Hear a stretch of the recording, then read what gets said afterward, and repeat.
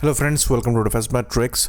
तो SAHA 2026 international defence and aerospace exhibition जो है ये चल रहा है और टर्की ने यहाँ पर दो इम्पॉर्टेंट वेपन्स को अनवील किया है, जिसमें पहला जो है इनका जेट इंजन है जिसको बनाया है MSB आर्गे ने, और कहा जा रहा है कि ये इंजन कैपेबल है 42,000 पाउंड फोर्स प्रोड्यूस करने में। अब यहाँ पर 42,000 पाउंड फोर्स जो है ये ऑलमोस्ट 187 किलो न्यूटन के अप्रॉक्स का होता है। इस कैटेगरी में ना चाइना इंजन बना पा रहा है, ना रशिया इंजन बना पा रहा है। इवन US द्वारा भी एक ही इंजन बनाया गया है जो कि F-35 में इस्तेमाल होने वाला F-135 इंजन है प्रैट एंड विटनी का।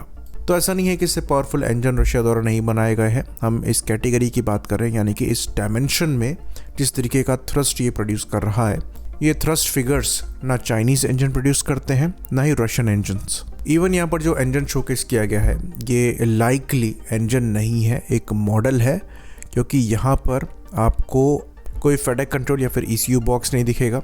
उसके बाद आपको किसी भी तरीके की पाइपिंग नहीं दिख रही है और ना ही किसी भी तरीके की वायरिंग दिख रही है। तो क्लियरली ये मॉकअप इंजन है। साथ ही साथ यहाँ पर जो स्पेसिफिकेशंस दिए गए हैं, जिसको टेक्निकल स्पेसिफिकेशन कहा जा रहा है, अगर आप उसको पढ़ेंगे तो इंजन के डायमीटर को 465 इंच बताया गया है, यानी कि लगभग 39 फुट का यहाँ पर इंजन डायमीटर बताया गया है। तो ये पता नहीं कौन सा इंजन है जहाँ पर 39 फुट का इंजन डायमीटर है। फिर यहाँ पर नंबर ऑफ रॉकेट इंजन 4 लिखे हैं।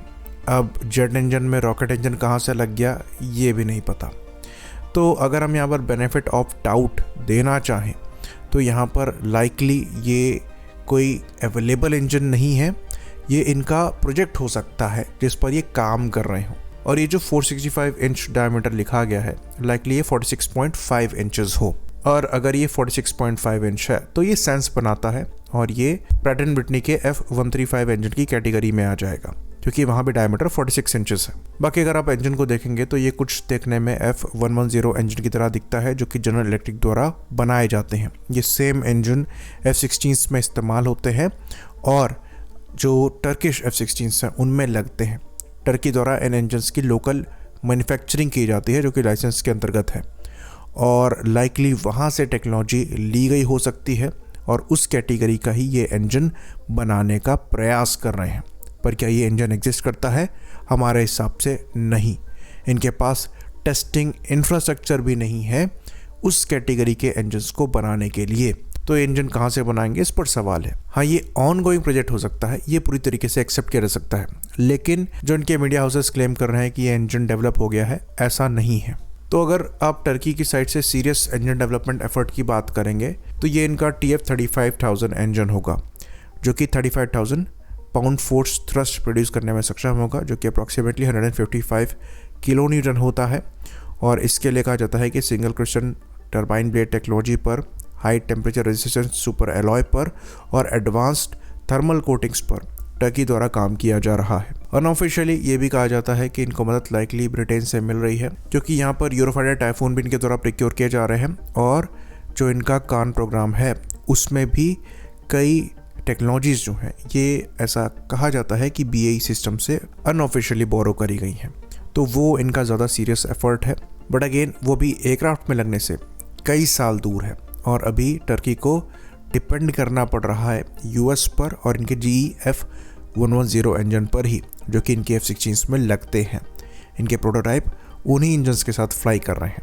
बाकी जो दूसरा अनवील इनके द्वारा किया गया है ये इनकी यिल्दिरिमान ICBM मिसाइल का है, यानी कि ये एक इंटरकॉन्टिनेंटल बैलिस्टिक मिसाइल है, जिसके लिए कहा जाता है कि मैक्सिमम रेंज 6000 किलोमीटर्स के आसपास अचीव कर सकती है, जो कि इसको अग्नि 5 की कैटेगरी में ले आता है। लेकिन ये मिसाइल डिफरेंट है। कहा जाता है कि ये मिसाइल लिक्विड फ्यूल का इस्तेमाल करती है, वहीं पर अग्नि 5 हमारी सॉलिड फ्यूल का इस्तेमाल करती है।